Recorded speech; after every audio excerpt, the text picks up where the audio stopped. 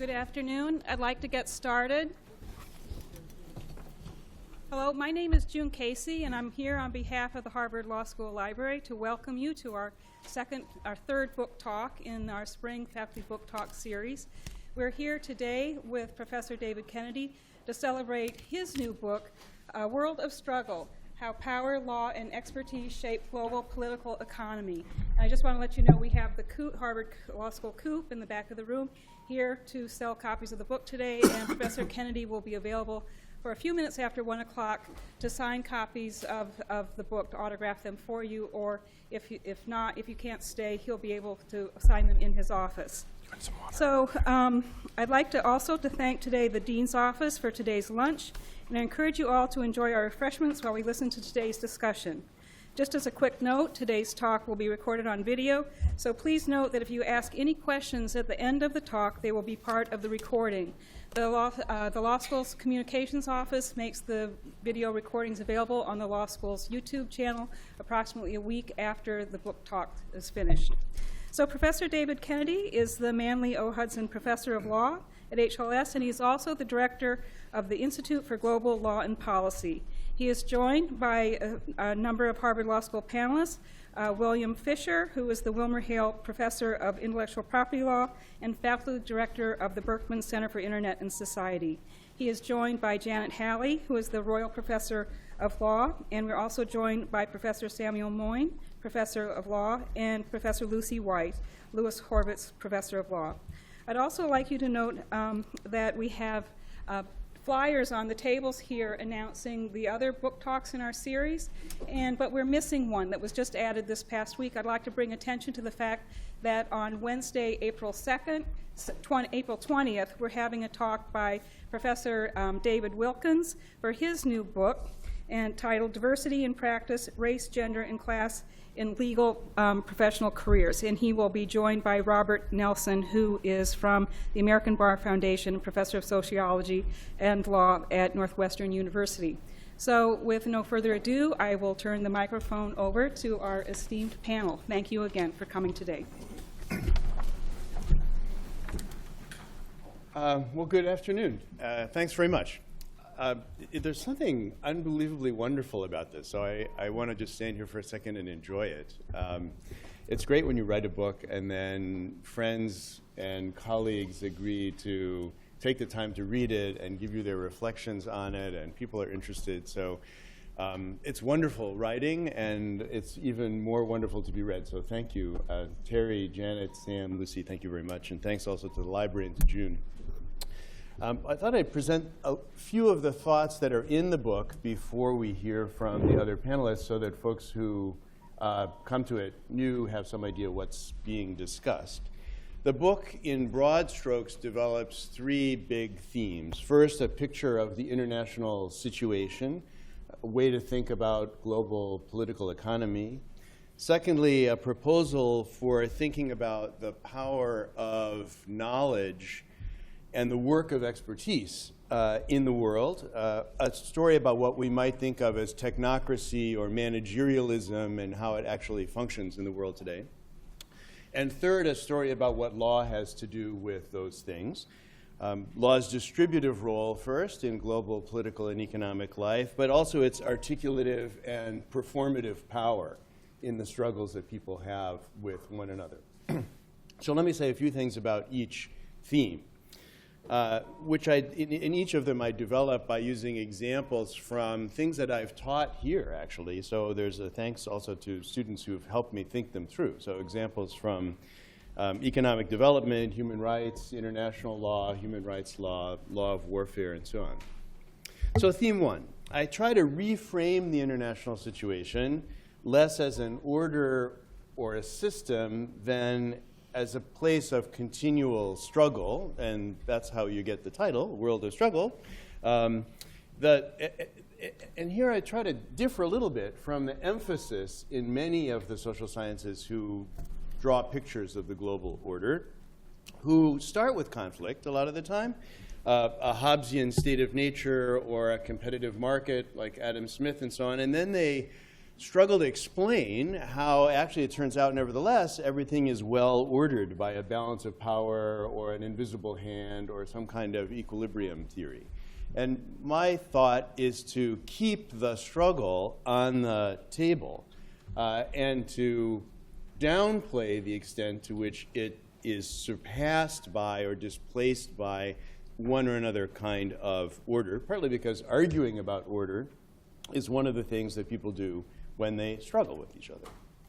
So rather than thinking, for example, about an international system or a legal order, I propose to look at the world the way I imagine, and I think I've encountered some, strategic actors themselves look at the world. Businessmen, statesmen, military planners, NGO activists, as a terrain on which they pursue projects of one or another kind, opposed or sometimes supported by other people. And I picture them coming to their engagements with one another with little backpacks of entitlements and vulnerabilities and then just having at it. So that's the story. And the idea is that this kind of perspective makes it easier to get politics and economics into the same picture, in part because the work of establishing and maintaining the often very porous boundary between them is one of the things people struggle about, rather than something that pre-exists the struggles that they undertake with each other. So that's the first theme. The second theme focuses on expertise and the powers of knowledge in struggle. When we think about what people actually do in their struggles, a great deal of what they do is articulation and performance. They assert authority. They make claims and demands. Sometimes they even drop bombs to send messages. They transform their economic power in one or another way into an outcome by negotiating and insisting and so forth. So my sense is that in global affairs, people more often struggle in the shadow of coercion than use blunt force to get what they want. And I'm focusing on that aspect of their struggles. The knowledge they bring to bear in their arguments, assertions, and performances. And it turns out a lot of that is interpretation. A lot of what they do is interpretation. Both, on the one hand, explaining to a decision maker what the context or the situation requires, or interpreting something somebody else has already decided and pushing it down into the context and making it effective. And I call this back and forth activity knowledge work or expertise, and try to generalize about it a little bit. I imagine the knowledge that people bring to struggles of this kind being a sort of stack of ideas. And at the top of the stack, there would be unconscious or semi-conscious stuff that's taken for granted, like the world is flat, or at least taken for granted until somebody challenges it in some way. And beneath that, large ideological or theoretical positions that are used to justify doing this, that, or the other thing. Politics and economics should be separated. They should be linked. The state should be big. The state should be small. And then beneath that, technical differences of degree. Politics and economics should be distinguished this way here and that way there. The state should be a bit more powerful over here, a bit less powerful over there. Trade should be a little bit adjusted up here, a little bit adjusted down there. Now, law school focuses on the last of these three, the technical arguments for doing things more or less, and to a certain extent, the ideological justifications and policy arguments that get dragged in to justify one or another technical component of the story. But in some ways, the most interesting are the first, the taken for granted background aspects of the situation. And it turns out in places like Washington or Davos or wherever, people tell lots of stories about the world, stories about what an economy is, what politics is and can accomplish, about the limits and potential of law itself that make some problems visible, some actors central, and others less visible, less tractable.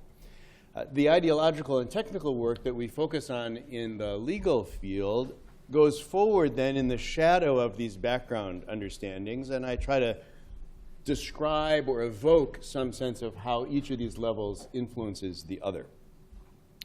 And I guess here I should say a word about expertise. I discovered after I was about halfway through this book that there's a whole field called expertise studies, which is horrifying to discover when you've started to write a book about a topic. And so I went on Amazon, if you like this, you like that. I got all of these expertise books, and it turns out they have some things that I felt informed the book and some things with which I differ. So first of all, I do think our world is a technocratic one. Experts do have a lot of authority. It's difficult to change things without speaking their language. But my sense of expertise is not as a form of knowledge practice that's distinct, the exclusive province of specialists and professionals. In my sense, all of us, in one way or another, politicians, citizens, entrepreneurs, activists, speak in some vulgate version of languages that were once developed or influenced by more specialized professionals. So all these other books about expertise were preoccupied with the question, what makes expertise distinctive, and how can we draw the line and keep the experts in their box? And that's an important and interesting question. I'm much more interested in the continuities between the way experts think and the way we think.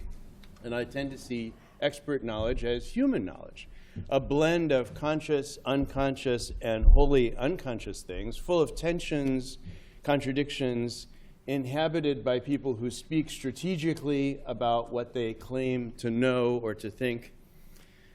And in this sense, we've all embraced somewhat the reassuring posture of the expert of being comforted by the feeling that we know rather than facing an anxiety about having to make a choice. And as a result, it seems to me that it's not so obvious that there's a political or a democratic alternative to the kind of knowledge work and political life that I'm describing. So lastly, law. The last theme is law, and I'll just make two quick points here. Most people who write about law and global affairs focus on its potential as an ordering or constituting or governing device. First of all, is it law at all? And then how effective is it, or might it become effective as a sort of benevolent substitute for government? As a source of order, a protector of the weak, a conveyor of universal values. That's a perspective. It's an interesting one. I propose to look instead at law as I think people in struggle do, more as a tool, a justification, a potential vulnerability, a stake in the struggles that they're undertaking. And this leads me to focus on the distributional role of law more than on its order-constituting role.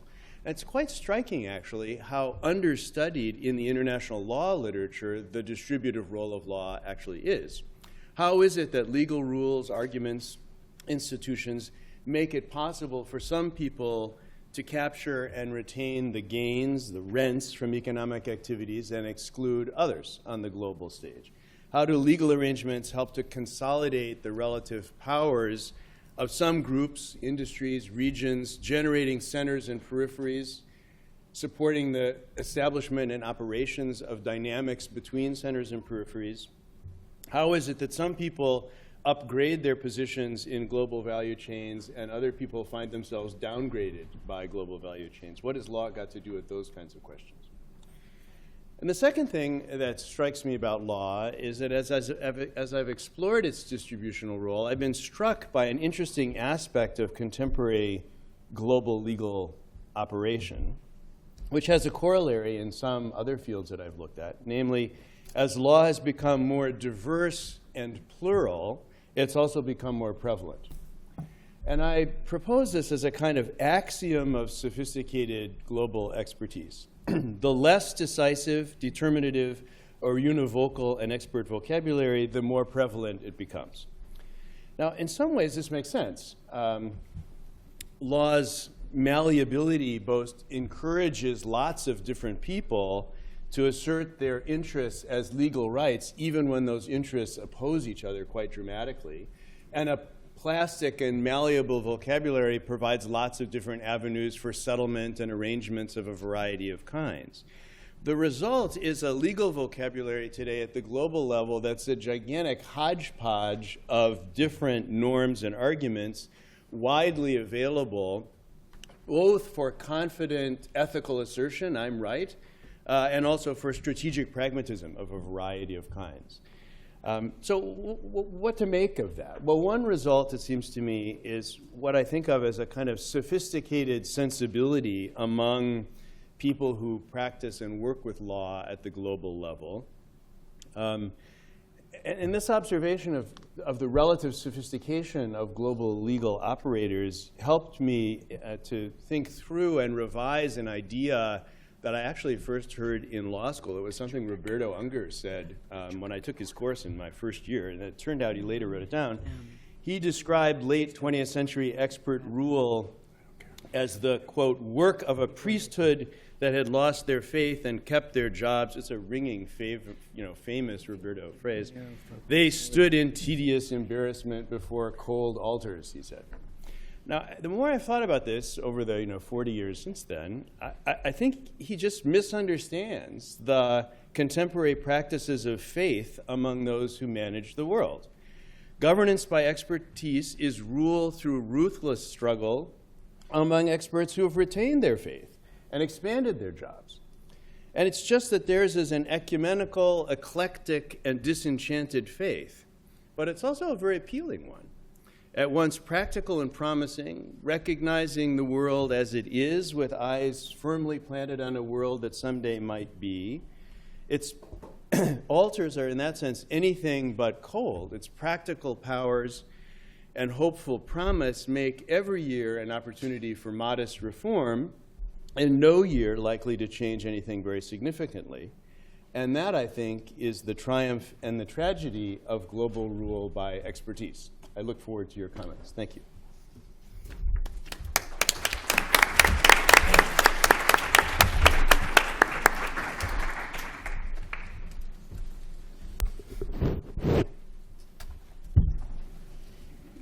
It is lovely to see everybody here.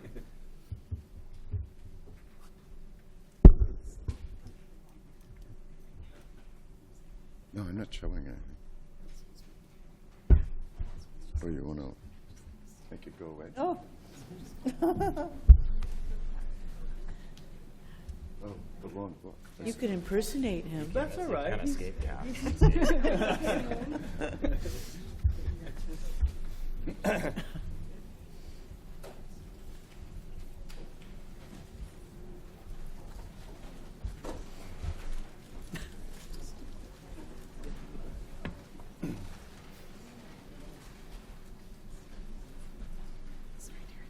Good. Got it. All right.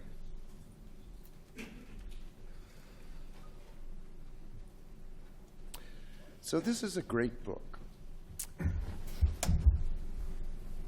Like many great books, it has the power to expose aspects of our common life,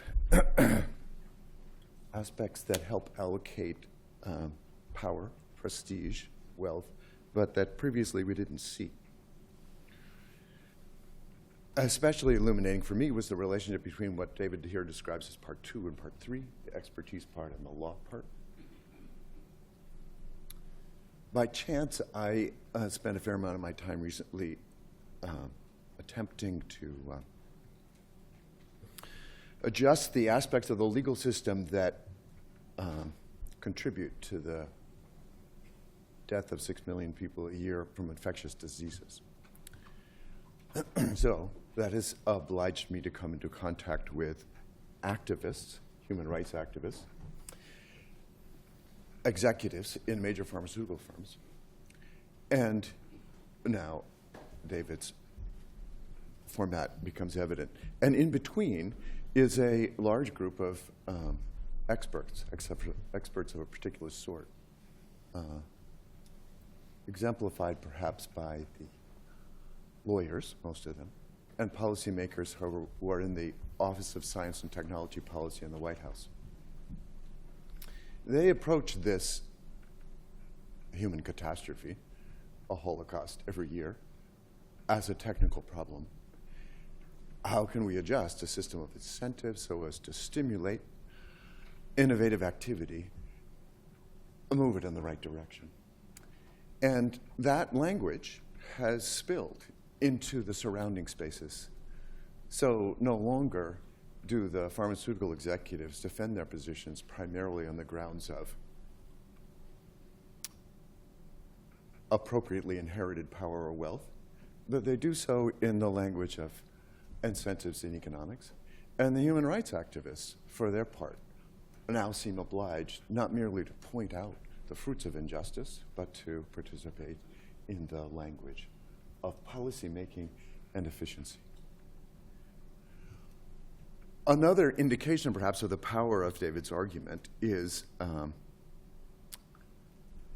the light it casts on contemporary political discourse in the United States.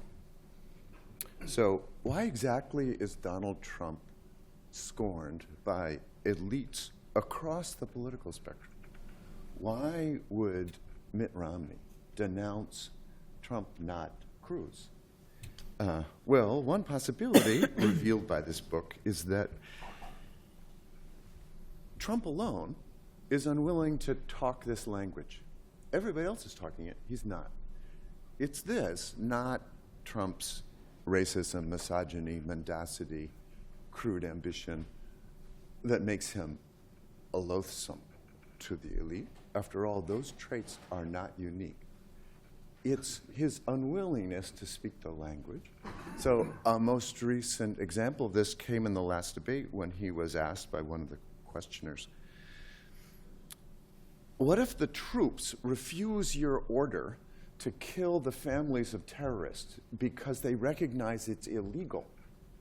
A question that could have come out of David's last chapter, to which his response was, they won't refuse because I'm a natural leader. Not responsive, not in the vocabulary. So in those two domains, pharmaceutical innovation and lawfare, as David describes it, the argument is illuminating. Now, in various ways, I can say this as, I hope, an old friend. The book reveals that David is in his 60s. And the 60s also. Yeah. So among the manifestations of his age and mine are that it's a capstone book.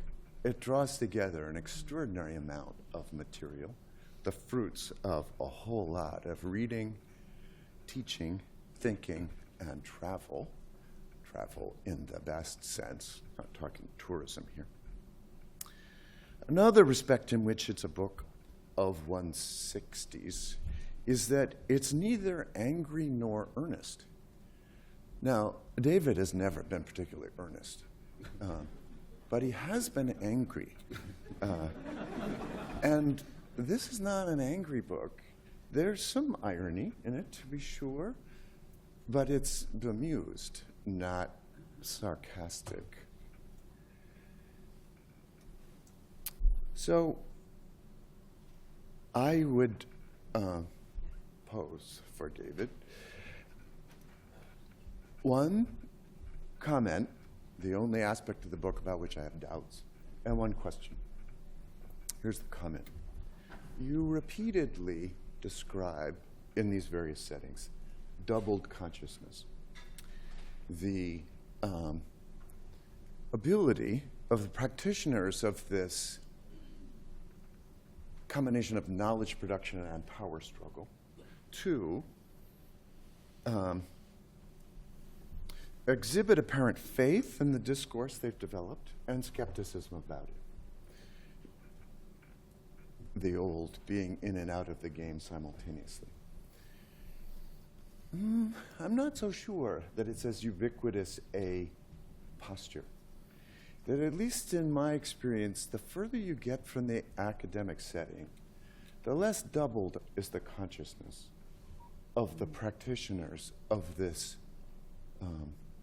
mode of struggle. the more at least they seem committed. So the willingness of one of your interviewees over dinner to quickly say, no, of course I didn't mean that, that strikes me as less common, at least in the expertise zones that I've explored. I'm a little dubious about it. Okay, now here's the question. Some years ago, David and I did a book together called The Canon of American Legal Thought, in which we, among other things, gathered together some of the best work of our teachers. There's an arc to that book. It's basically about 20th century American legal thought. First third is about the attack on the orthodoxy of classical legal thought, roughly speaking associated with legal realism. Middle third of the 20th century is about consolidation into a new consensus, primarily associated with legal process theory. And the last third is called the new eclecticism. It's a fragmentation of legal thought into a variety of distinct schools, include, among other things, law and economics, the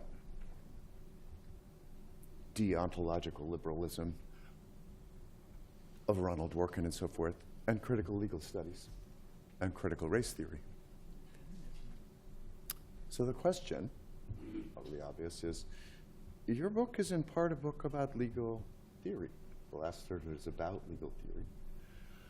Is it a continuation of, from a different angle, of the concern with power and legitimation that figures so prominently in legal realism and critical legal studies? Or are you deviating from the arc, doing something different? Thank you.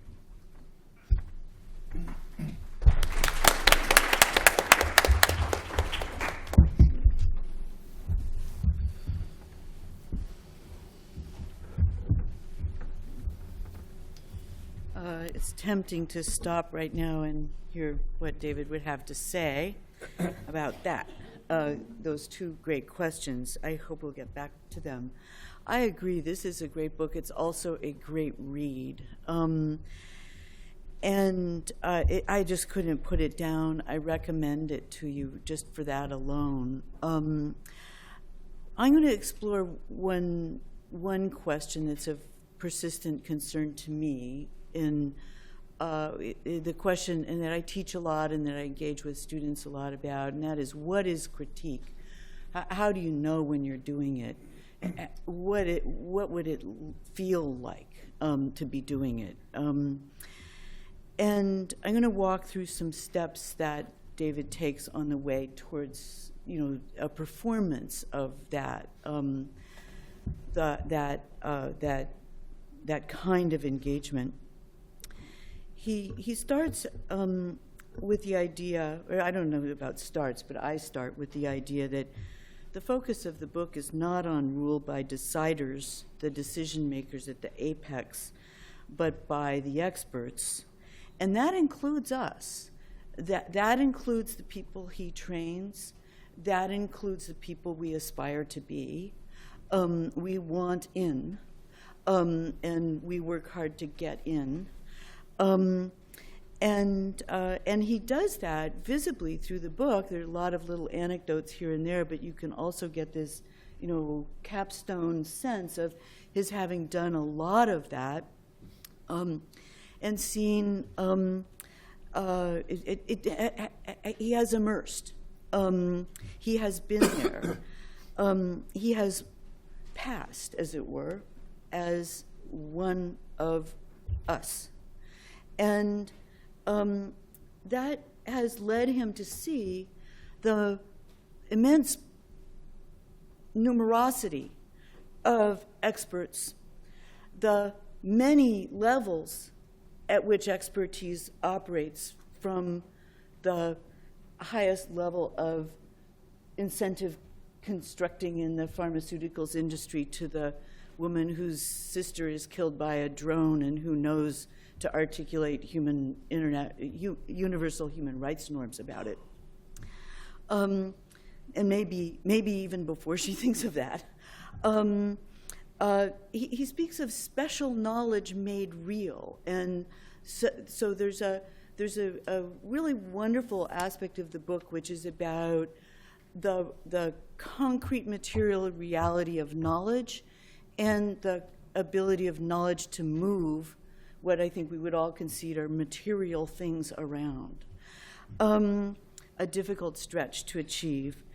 And he takes a starting place from Duncan Kennedy's Semiotics of Legal Argument to map these expert dialogues as contrapuntal and evolving elaborations of yes and no. And so the theme is not government and not governance. And in occasional places in the book, he sets those terms aside. The next thing that comes with, in my staging of the what is critique trajectory is a practice of self-estrangement. Now, I know David pretty well, and I think it's not a practice for him. I think he is constitutively estranged. You can ask him, how do you like this room? And he'll say, why don't we move that wall? And everybody else accepts the wall, and David just sees right through it.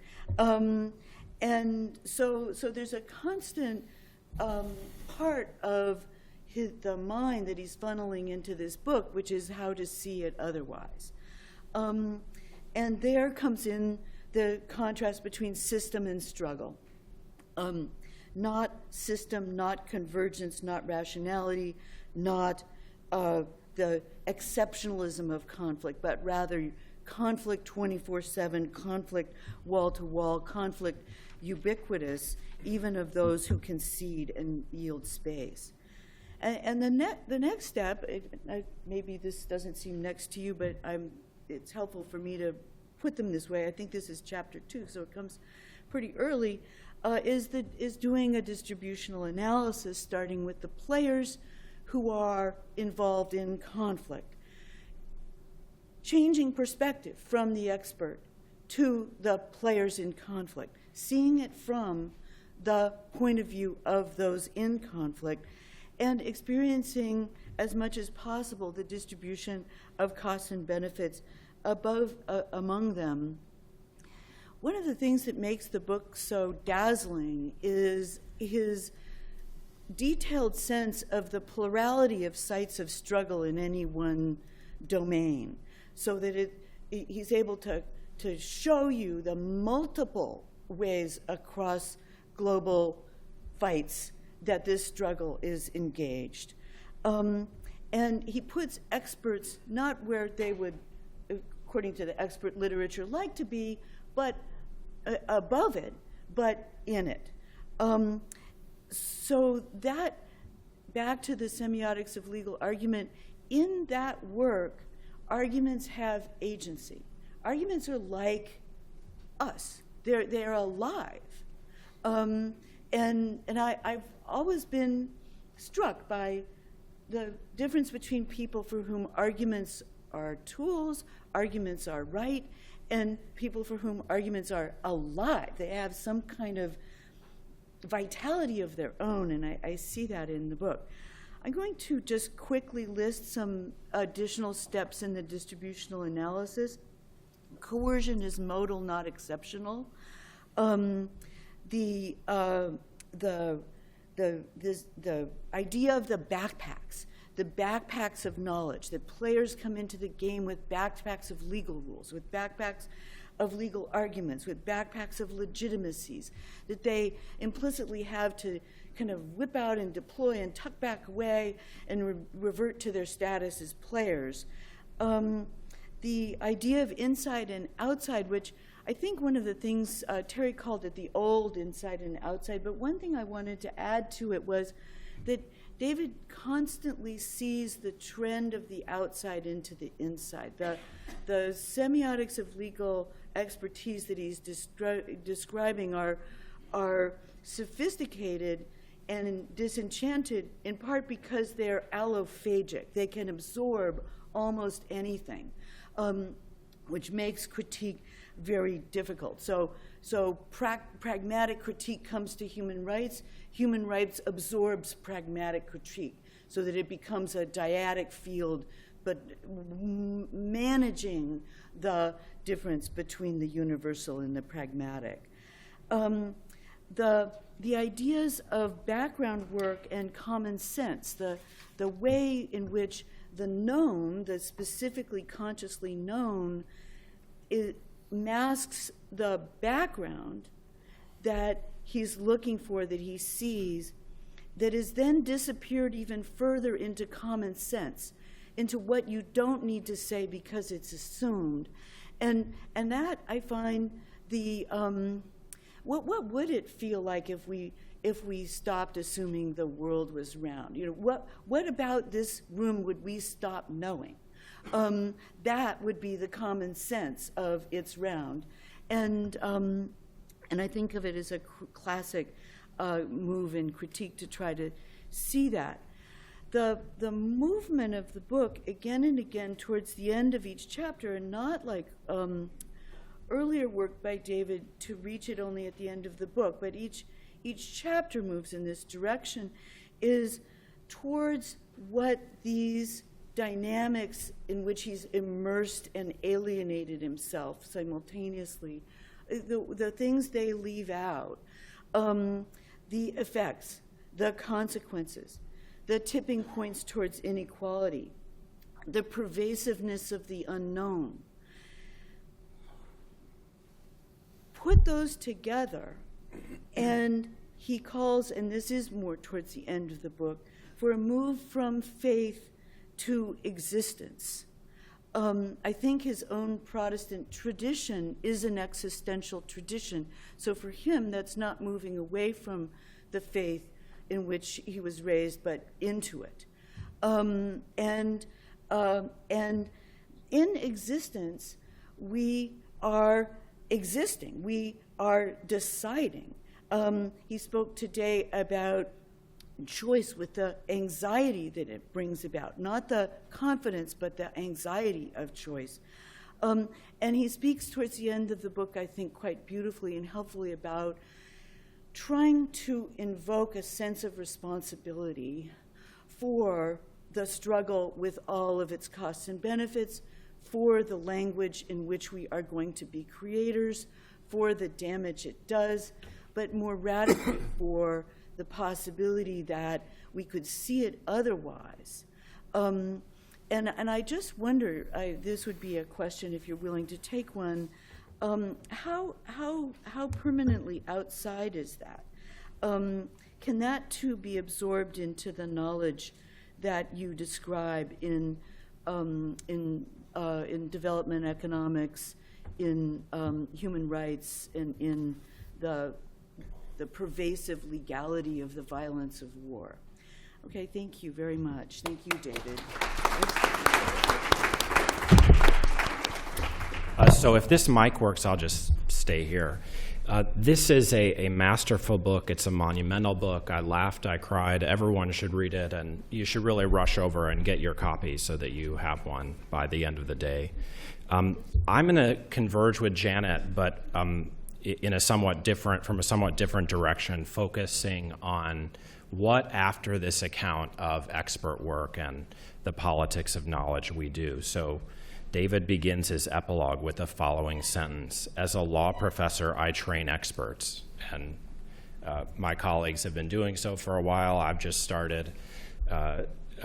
We could think of this same issue from the perspective of many students in the room who are learning to be experts. Once we understand expertise through David's prism, how do we act differently? The first thing I want to say is that it seems to me that David's arguing that there's no possible counter-expertise to bring to bear. There's no better form of expertise or reformist expertise that would serve better than the kind we teach and you learn. He talks about human rights, which I teach in the book, but he presents human rights as experts who embrace their own martyrdom without necessarily improving the world. Now, you might compare this kind of claim that David appears to be making, ruling out the possibility of counter-expertise, to other more hopeful visions. I'll just cite one, a book from many decades ago by Jürgen Habermas called Knowledge and Human Interests, which classifies ways of knowing. And in his trifurcation, there's technical knowledge and practical knowledge, but there's also emancipatory knowledge. Well, according to David, there appears to be no such thing. There's no form of knowledge, no form of lawyering in our case, or expert work more broadly, that would somehow step outside the bleak landscape of struggle, which on David's very, very powerful, disturbing account seems mostly to leave the world the way it is. And if that's right, then experts are the people he says they are in this book. They advise the prince, or really rule from behind the throne. And yet it's not as simple as that. And here I'm going to converge with Janet. He does give some sense of alternatives. It's just they're not within the domain of expertise. So he says when experts argue, they can yield to one another. One can yield to another, give up, or allow the other side to prevail. And that isn't just a moment of loss, David says. It's a moment experientially of what he calls vertigo and freedom. And he says in this moment, when you yield to someone else, to another expert, you glimpse what he calls, quote, an alternative to rule by experts. He uses another word, very mysterious, enigmatic word, to describe what this alternative is. He calls it unknowing, the opposite of knowledge, unknowing. So you remember that Yoda tells Luke that he must unlearn what he has learned. Our Yoda tells us that we must unknow what we have known. Now, I have no idea. I'm not entirely sure what it would mean to teach unknowing or learn it. But what I want to ask is, what is it? What is this this knowledge that's not knowledge? This form of existence that is somehow beyond the lures of expertise. So there's some evidence in the book that David thinks that it's the recognition that expertise is political rather than apolitical. Now, it seems like there's lots of possibility of counter-expertise that could recognize its own political character. But it seems that's not David's view. It seems like he thinks that embracing our own responsibility as political beings requires us to transcend expertise altogether. And that's mysterious and enigmatic, especially if we're teachers and learners here. And I think it would be nice to hear more about it.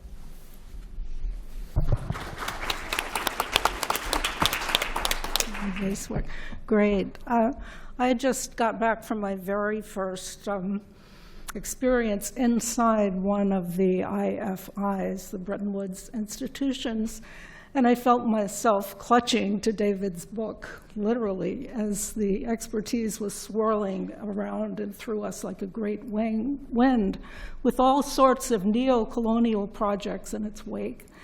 And these projects were doing bad things to real people and through real people. And I want to thank you for the book, truly. Among many other things, the book talks about projects that could be projects that fantasize identity with the periphery, and do that with a feeling of critical suspicion. I want to identify in these remarks with all of you who might have come into this room with the aspiration that that fantasy might mean something, even though meaning that something might mean the very kind of vertigo that Sam is talking about. I want to actually quote some of the passages from the book that haven't been featured so much yet. I've written this book with those of my students in mind who embrace the possibility that their generation could transform the world through the slow, hard work of remaking the terms by which struggles are carried out and gains and losses distributed. To rethink and remake the world will require 1,000 struggles on the planes where knowledge and power are forged and parceled out. Perhaps I will see you there. Power. The most savvy actors are always on the lookout for moves, risks, and opportunities outside the frame. Threats of violence and coercion are always in play. How might this approach, familiar to people engaged in struggle, be more systematically pursued in academic inquiry? And then he literally gives a list, almost a how-to list, of how a project of cartography of struggle, looking at the moves that are made by people in the domain of expertise, can help guide people who have those fantasies of social justice projects, for lack of a better word. He talks about how, when we've heard this many times, everyone has to be thought of everywhere in this swirl of expertise has to be thought about as a person with a backpack. I hope you all brought your backpacks. I don't like carrying backpacks. And that people with backpacks pursue projects. And that their powers to be savvy about the pursuit of their projects comes from being very clever and strategic about what happens to be in their backpacks. He's very careful as he develops the book further to critique the reification of subjectivity that comes out of that image of people with backpacks. And he talks about people with quivers of arrows at one point. And he has a long theoretical take on how to de-reify the persons or the people in the image, where I think he's mobilizing all the rhetoric and his power, as well as the theory, to try to do the impossible of analyze a subject that is a subject but is not a subject at the same time.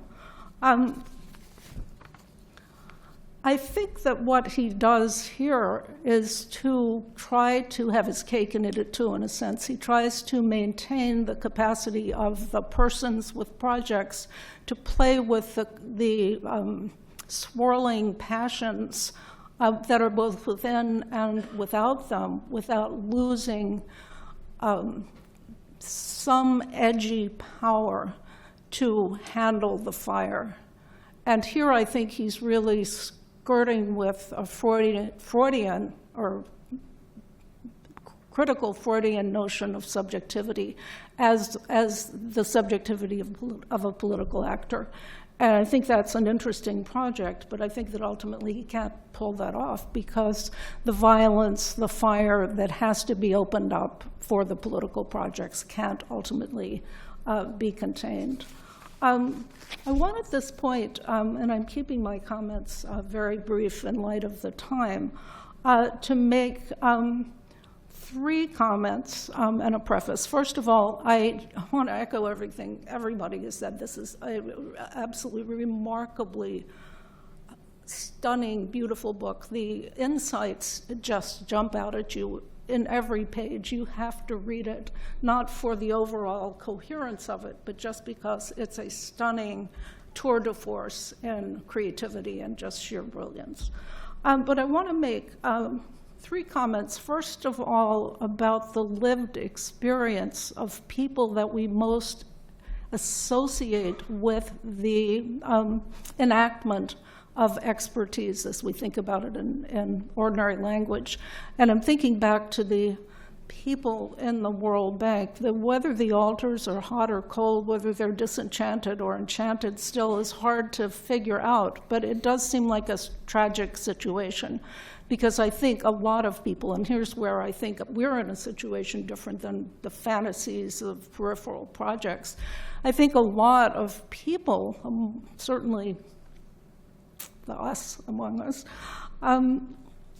aspire to do good in the world, do their best, know that that's impossible, but keep doing their best. And maybe that subjective position just has to be embraced. And a lot of people, all of us who are caught up in the swirling expertise, are in that position. It's a tragic position, but it's the only position that we have to work within. I want to say a word about mapping also, the trope of mapping, cartographing. I was clever about that because it's one of David's big strategies. And so I poked around a little bit in the etymology of mapping. And you can trace it back to one place you could trace it back to is the idea of writing a world on a flag. And to me, that seemed like a quintessentially imperial image, because writing a world on a flag isn't just creating a boundary, it's basically making the situation so there's no outside at all. And I want to raise, and it's also a cartography in that sense. The mapper is more than the king. The mapper is he who creates the world. The mapper has a will to power rather than an embrace of critique. And I want to just challenge David. I think David's wonderfully split in the will to power and the embrace of critique in the interest of simple justice. And I respect that about him so much. I think the fact that he's written this book and brought this group together is an indication of that. And finally, I want to end with the issue of pedagogy. The book's explicitly pedagogical. It positions him as a teacher. It positions his readers as academics, other teachers, or as his students explicitly. He presents himself as a pedagogue who's trying to provoke his students to do critique. He's presenting himself as the expert on critique. And I just ask what the best way he presents pedagogy as, or leaves it a question, is it an act of domination, of seduction, of guidance? And the question I would just leave us with is, as his students, is it best for us to learn what he says about critical suspicion and do it? Or is it best for us to resist the very project of critical suspicion and forgive the gendered image, David, but to build bridges as well as walls, and to warm with fire and play with fire rather than scorch with fire?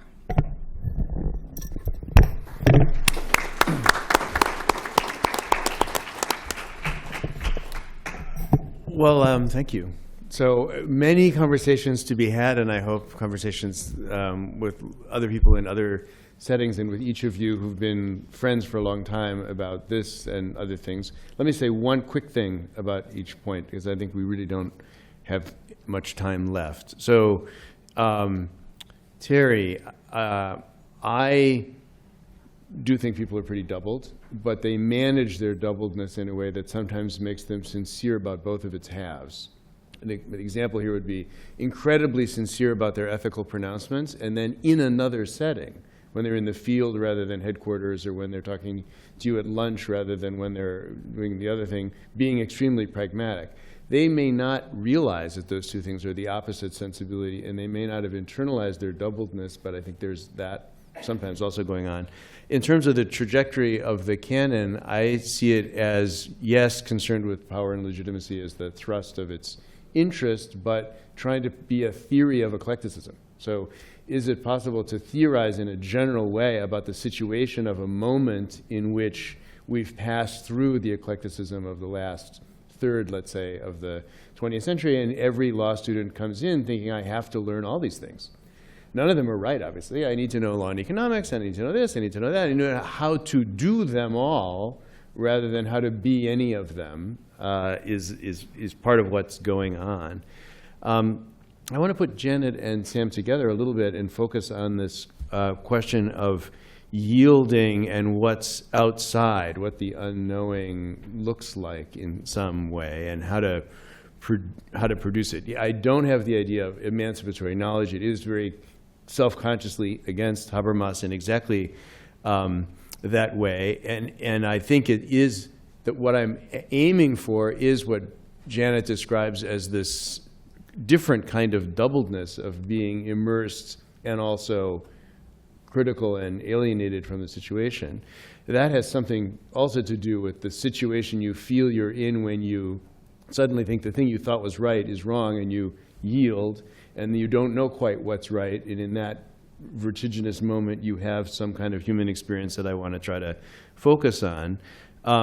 How does one teach that? My own sense is that's a thing that every expert tries to evoke in the other person when they try to get them to yield.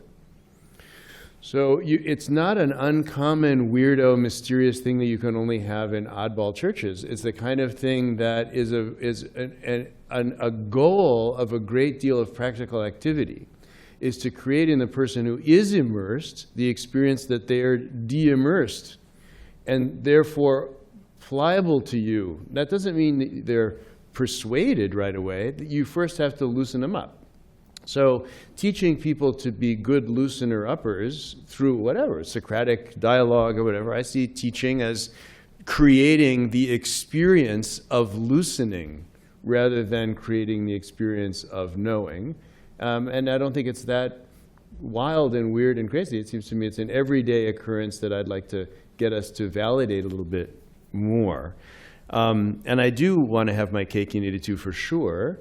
In the sense of will to power and will to critique. I mean, I used to say, I hope I don't say it still, but if you don't want to rule the world, don't take this course. So if people don't want to do things and don't feel that they have the energy and the will and the whatever drive it is to try to be involved in some kind of project of transformation for themselves or for people they care about or for projects they care about, then I don't have really much to offer. But for people who do, then it seems to me there's got to be some combination of alienation and immersion that goes with it. And I think, Lucie, where you and I differ is I do think that people who are just doing their best and accept doing their best, and that's all you can say about it, it's a tragic situation, is really a tragic situation, but it's not, the human condition is not that tragic.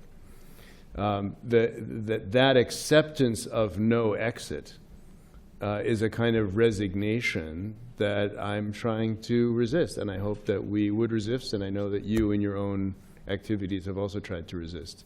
I'll stop there.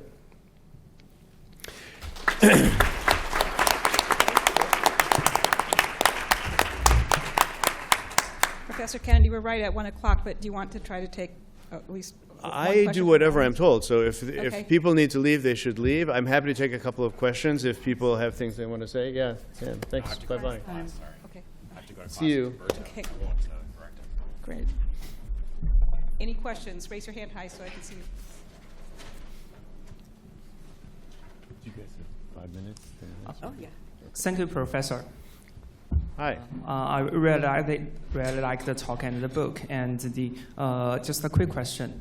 Just according to your book, it seems like you contend the world is more ruled by the knowledge and expertise. But I'm just wondering, is it because the knowledge and expertise there is unique or monopolized by these people? Or it is because if we say it otherwise, it is because these people hold the office, the power already, and there's the problem of the combination of the power and knowledge.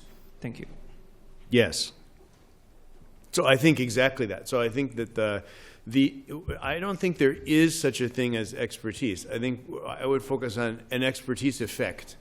So you can create the effect on somebody else of having been an expert, in part by getting them to yield, as a result of a combination of things, including what you know, the way in which you rely on and manipulate background unconscious ideas, your office, all that stuff's in your backpack, including the legitimacy and so forth that is the congealed effect of a whole series of other successes that you've had and other people like you. Racial privilege, all kinds of things go into that moment at which you present yourself as the person who knows. Yes, sir.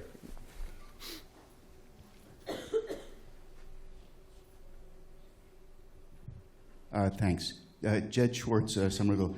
I went last Wednesday night to a Green Line Extension public hearing in Somerville and listened to everybody talking about the topic of cost overruns and raised the question in the comment period. I was the only one who raised the question why the contracting firms are not being required by the city or the state or the feds to take out bonds that would cover cost overruns.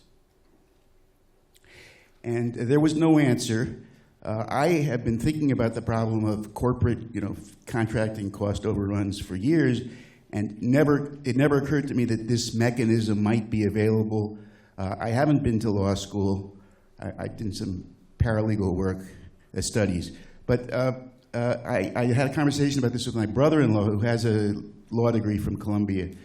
And he said, well, if you wanted to, you could force the contracting firms to take out a bond from which the cost overruns would be paid. Well, I think you're now going way outside my wheelhouse here. Sorry. I wish I knew the answer to that, but the question is, why is this blind spot there? I mean, why has no one seen this, including myself? The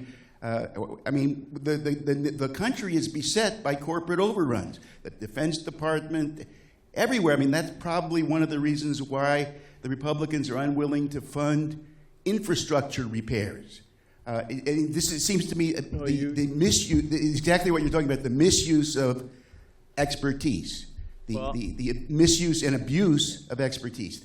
Thank you. And it's just it's a comment and a question. Why is this blind spot there? And I don't expect you to have the answer because I certainly don't. I don't. But I think it's a fantastic question in the sense that one of the things we don't understand very well is the way in which blind spots and biases of a variety of kinds become very common in communities that are discussing something. So if you get a whole bunch of people and they're talking about, you described one example of it, a blind spot to the ethical dimensions of the drug issues and the intellectual property issues that you're talking about, there can also be blind spots to technical matters that one would have thought would have already been taken into account. So something odd goes on in contemporary expertise that presents itself as having already taken everything into account. That's the common idea of, if you say what to do, it's because you have thought it through in some way.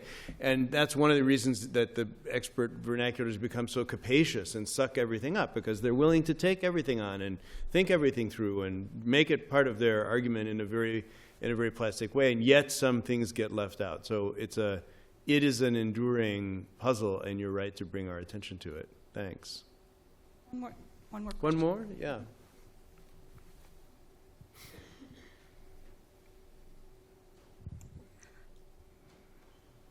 Thank you, Professor Kennedy. I have a question about the double consciousness in your book. I haven't read your book yet, but I will. Thank you. Also, Professor Janet Halley mentioned that arguments are alive. I have a question related to my work. I'm doing rural property history and reform a debate about it in rural China. And I did field work. And then in my field work, I realized that two projects were going on in rural China. One was scale farming, and the other was urbanization. And I think both projects are related or stem from expertise, knowledge about how great scale farming and urbanization are. But what struck me was that officials who were implementing these projects did actually not believe in these projects, but they were doing it anyway. They were doing it anyway, I think, partly because they were the officials responsible for pushing the projects forward. I'm just wondering how you would categorize this kind of, is it a question about double consciousness, or I don't know? Thank you. I think we don't have a very good understanding of that very common fact. So, and we don't have a good map of it. What's the terrain within the work of experts in which they believe it? Even the idea of belief is I've always found that a very puzzling idea. Do people believe things?